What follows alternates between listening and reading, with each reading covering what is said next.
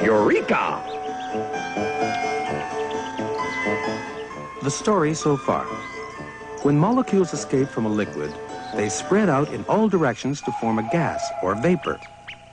This process is called evaporation, the change of state from a liquid to a gas. When gas molecules are cooled, they go slower and crowd together more densely to form a liquid. This process is called condensation, the change of state from a gas to a liquid. And now, expansion and contraction. If you blow a balloon only partly full of air and leave it in the sun, it will get quite a bit bigger. If you take another balloon and blow it up as hard as you can, and then leave this balloon in the sun, it will very likely burst. Why? Why do balloons get bigger and sometimes even burst if they get hot? Because the air in a balloon, which is, of course, a gas, consists, like all gases, of molecules flying about in every direction. When you've got zillions of gas molecules doing this, they push quite hard against the inside of the balloon. That's why its skin is stretched so tight. When the sun makes the molecules hotter, they go faster, so they bounce harder and more often against the inside of the balloon. This pushes the balloon outwards and makes it bigger. Hot molecules take up more space than cold molecules. It's as if a lot of angry wasps were buzzing about inside the balloon. The hotter they become, the faster they buzz. And the further out they push the sides of the balloon. All of which boils down to saying that when a gas gets hot, it takes up more space. It expands.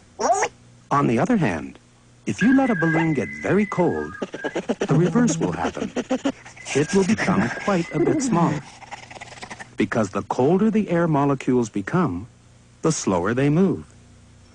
And the less they push against the inside of the balloon, which can now squeeze them into a smaller and smaller space.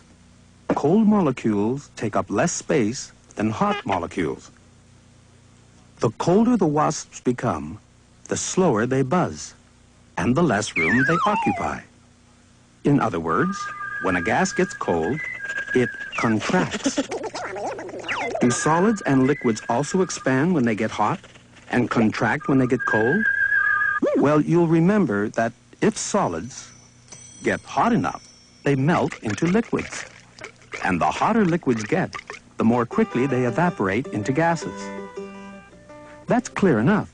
But what's not so obvious is that before the change of state takes place, in fact, as soon as the solid or liquid starts to get warmer, it does begin to expand a very small amount.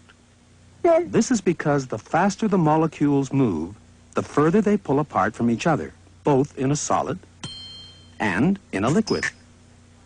That's why a space is always left at the top of bottles to allow for expansion in case their liquid contents should become too warm.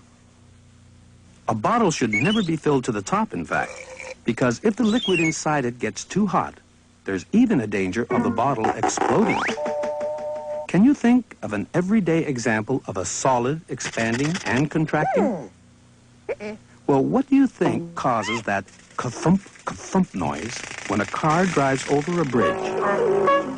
It's the wheels running over the spaces that have to be left between the slabs of concrete in the road to allow for expansion in the summer and contraction in the winter.